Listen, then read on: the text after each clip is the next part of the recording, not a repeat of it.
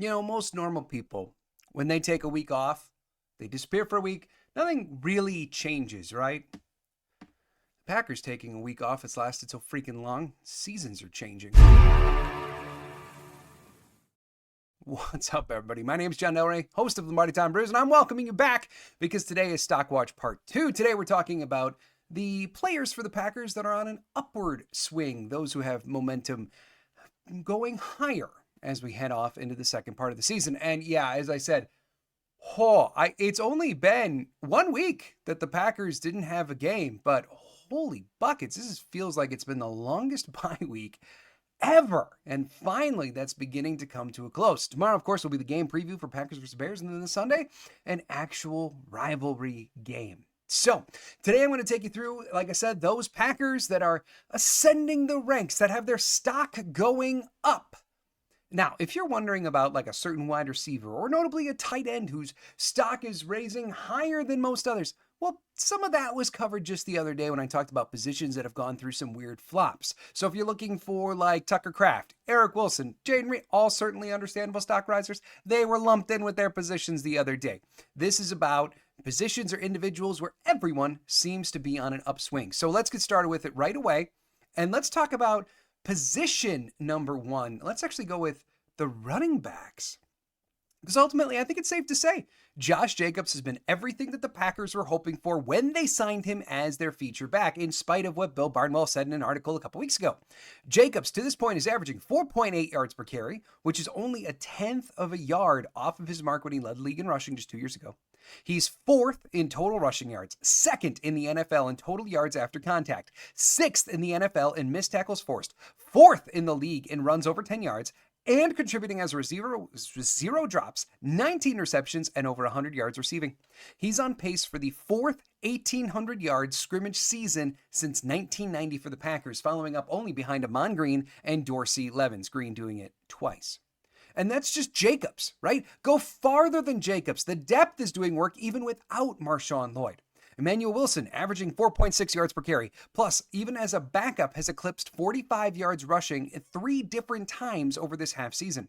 He's already at approximately double the carries that he had last season, and his missed tackles forced are 5 times. So he's at double the carries, yet missed tackles forced 5 times what he did last year. And then there's the guy that I have featured in the picture there, Chris Brooks, who I'm telling you, he is gaining trust by the week. I do believe he's carving himself out a role as the passing down back. Here's partly why. Over his first 3 games active, Chris Brooks had a total of 22 snaps.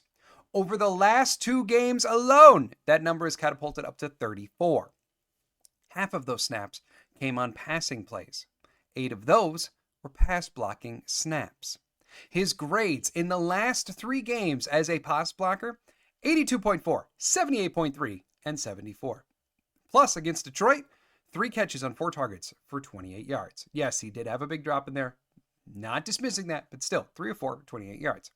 So ultimately, Brooks may be the odd man out, even though LaFleur in his presser today did kind of make it sound like 4 running backs was entirely feasible on the roster. Not sure how they're going to spread that around, but Chris Brooks carving himself out a role. That does nothing to say about the evolution that we've seen from Emmanuel Wilson as RB2, and then Josh Jacobs being the true feature back that the Packers have wanted. He's being everything that they signed him to be. Now, really, the only last thing here would be Matt LaFleur remembering that he has running backs more often than he does. Moving on to player number 2, we got to talk about the backup, right? Malik Willis. And here's the thing, like, you know me, I like to dive into the stats like I just did, talk about why players are progressing. I just don't really feel like there's any stats here that truly show the trajectory that Malik Willis has been on over the course of the last couple months. Just think about this man's life, right? He goes from likely being cut off of a pretty bad Tennessee team, gets traded for the equivalent of like a ham sandwich per Andrew Brandt's verbiage to Green Bay. Then he starts a couple games, wins a couple games, and now his trajectory is pointing in the direction of some QB needy team might be trading for him in the offseason to give him another chance to be an actual bona fide week in, week out starter. It's hard to envision a guy with much more of a stock change than going from perhaps being cut to traded for nothing to being perhaps a starting quarterback in the league. And on the Packers side of things, he's just been everything that they needed, right? Ideally, you wouldn't have to change your whole offensive foundation for a backup QB. I get that. But the Packers seemingly have the right staff, the right players, the right temperament to make it all work, and they did. In his time playing, Willis displayed command, mobility, accuracy when he was actually called upon to throw it.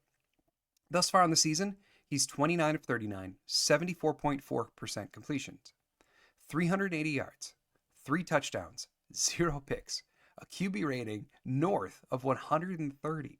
Plus, as a runner, 137 yards on the ground with 5 carries over 10 yards. So, I mean, hopefully in the long term, right, the schematic changes that the Packers had to do to really make room for Willis, hopefully, as I've been saying, they actually work their way into the full regular offense, and then we can see more diversification in the offense, right? That would be the ideal thing. Hopefully, having to start your backup QB and gravitate in a different direction results in a net gain for the true offense, right? But even if that doesn't happen, what the Packers do have is a really, really good backup. Someone who gives them safety, stability at the league's most important backup position. And for Willis, it might have given his career a brand new life. Moving on to the next player with their trajectory up, the Irishman, Dan Whelan. You know, we talked about him in the offseason as a player to watch, right? Kind of a silent assassin, if you will, from overseas. And he has not at all disappointed. There are 33 punters in the NFL with at least 20 punts thus far. Whelan, for what it's worth, he's got 31. So obviously he's one of the 33. Amongst those 33 punters, Dan Whelan currently ranks 7th with a 43.9 net average. 13th, now this is a cumulative stat, so keep that in mind here. 13th of the 33 with 16 punts inside the 20. Every single person in front of him, all 12 in front of him, have more punts than him. That's not a quinky-dink. 4th best in return percentage with only 35% of his punts being returned. 4th in yards per return. 3rd in hang time.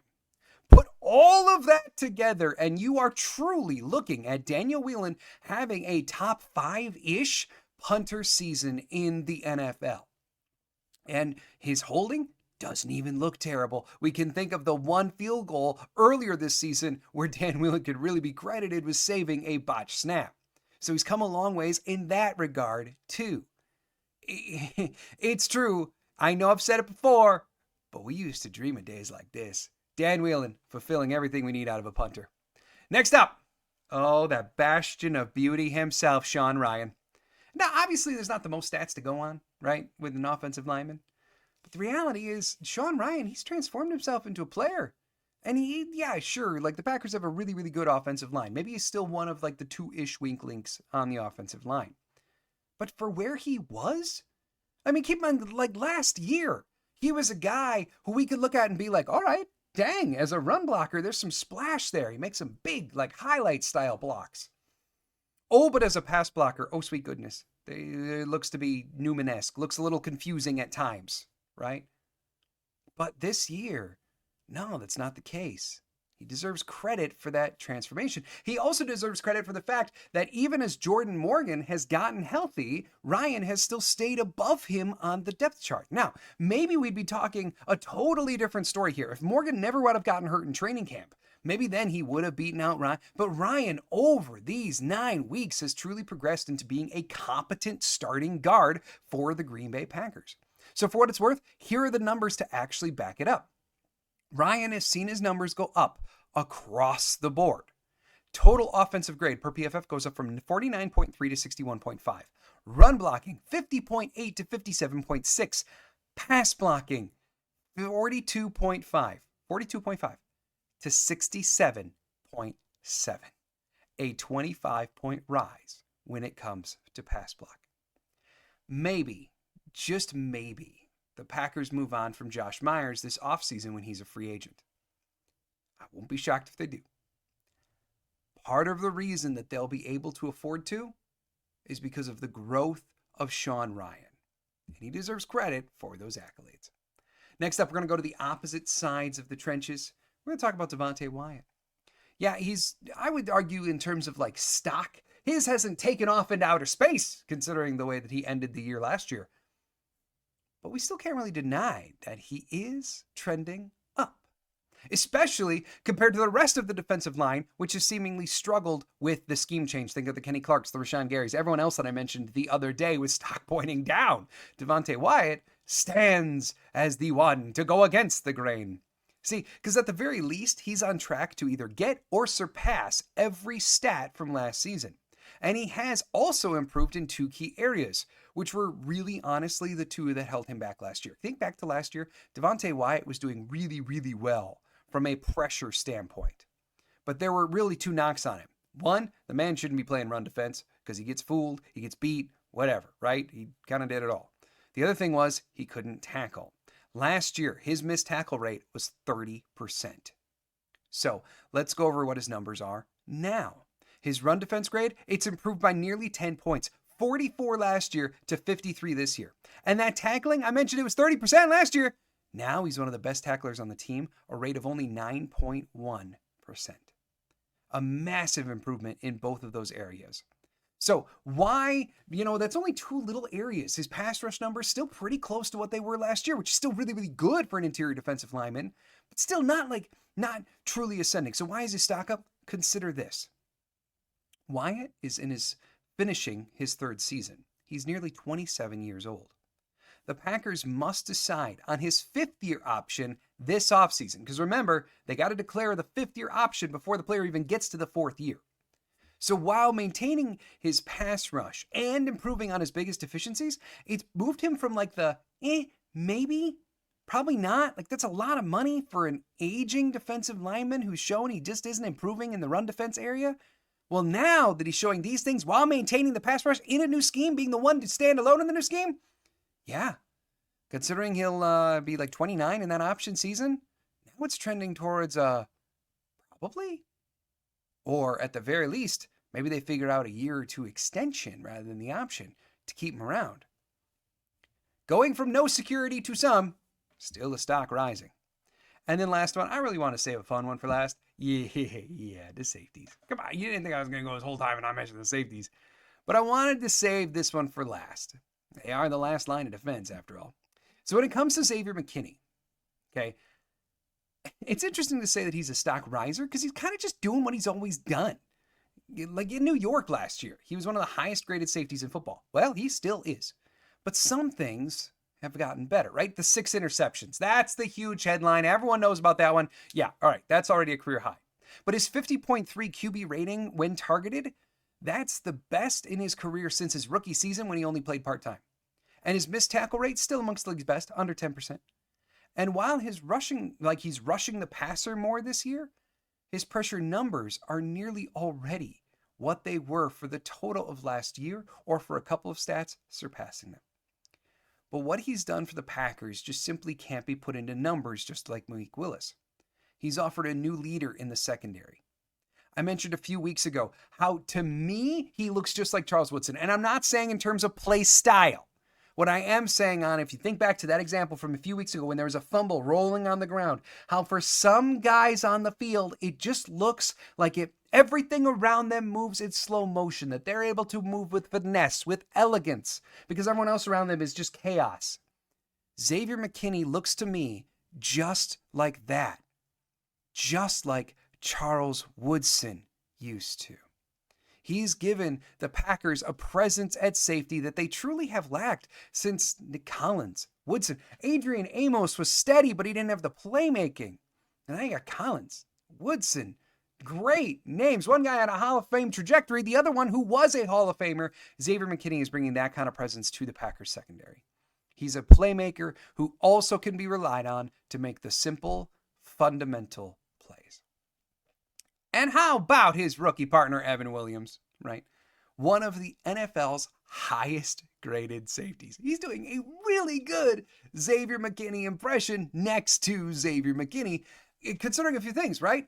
Now, if you go look up the exact breakdown, one of the things that Xavier McKinney has always been heralded for is the fact that he can kind of go anywhere. You might argue he's best as a center fielder. You could even come up with the argument that he's best in the box. All right, so Giants have done this before too. Packers certainly use him as both.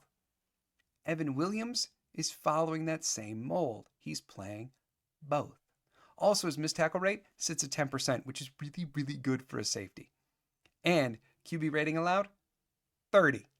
Even better than Xavier McKinney's to this point. And if you think back to April, May draft season, when Evan Williams was picked, he was one of 2, maybe 3 draft picks that when it happened, everyone just went, who? Like, that was not one of the safeties on the big board, especially now. Who is this guy? Why do we want him? And then we dove into the numbers a little bit, saw maybe what they were thinking, right? And then we got into training camp and he started making some plays. Got, I think it was 5 interceptions by the time training camp ended. And all of a sudden it's kind of like, all right, well, maybe there's always something there, but he's probably not ready yet, right? Week 1 saw him get 0 defensive snaps. Then over the next 3 weeks, he got a combined 34 defensive snaps, working his way in part-time, right? So 34 snaps over 4 weeks. And now, just 5 games later, we are already at the point where Evan Williams is an indispensable component of the defense. Look no further than the last game against Detroit. If Evan Williams isn't there, the Packers have to restructure all of their personnel usage. Bullard's got to go back to the safety, Nixon back into the slot. Sometimes maybe Stokes plays a little bit of slot, etc. And it's this domino effect, right? For us to be talking, besides just how well he's playing, but for him to have that kind of indispensability in the defense as one of the rookies who we all went, who? When he was drafted? That is a stock riser. We've gone from questioning who the guy is and why they did it to him being one of their best players on that side of the ball. A crazy transformation for a remarkable rookie. So you have it. Looking over the 53, those are the largest stock risers. Those are the ones I want to talk about in my eyes for when I have players that I think of with stock going up. Join me tomorrow as I preview Packers versus Bears, diving into the rivalry game, and then, of course, our watch party this coming weekend. Do hope everyone is having a fantastic day. And as always, go Pack, go.